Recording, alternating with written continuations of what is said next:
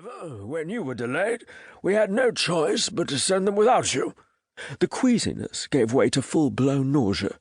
Surely there must be some way. It's 1,000 miles, via rivers and lakes. You were to go with one of our large boats, what we call a Montreal canoe. There would be 10 men to help you on the journey and to do the paddling.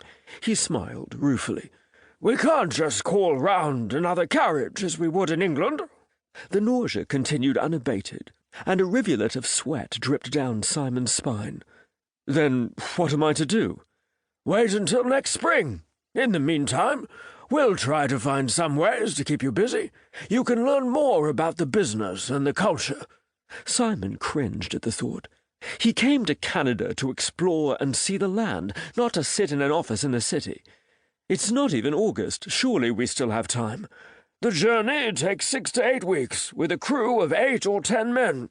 It's theoretically possible to make it before the ice, which comes to the interior, usually in October, but...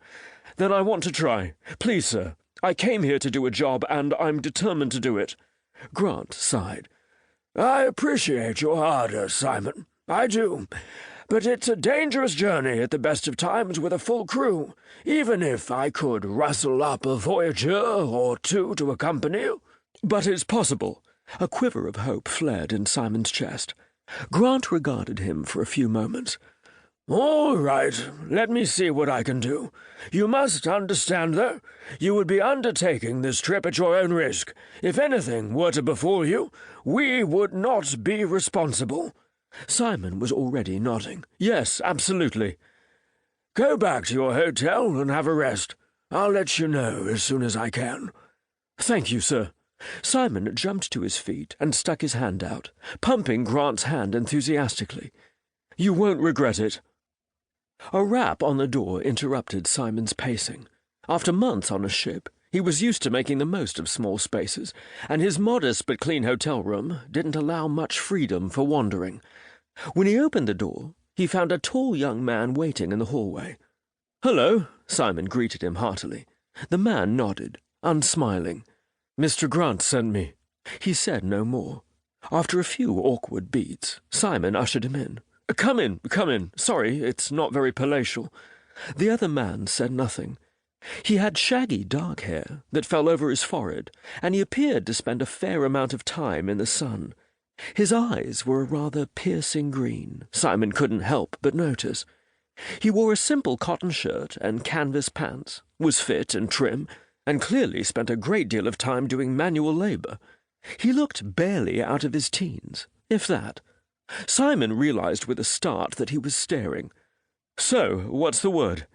I'm taking you to Grand Portage. We leave first thing tomorrow. Excellent. Good show. I'm sorry, I didn't catch your name. The man extended his hand. Christian Smith. Simon took Christian's hand, which was deeply calloused. A pleasure to meet you. So, you think we can make it in time? Christian shrugged. You'll have to learn fast how to paddle. It'll just be the 2 of us. Not a problem at all. I look forward to getting out there. Have you been before? Many times. Excellent. So, Mr. Grant was able to convince you to make one more trip. He's paying 5 times as much. Ah. Simon wondered how much of the fee would be deducted from his own pay.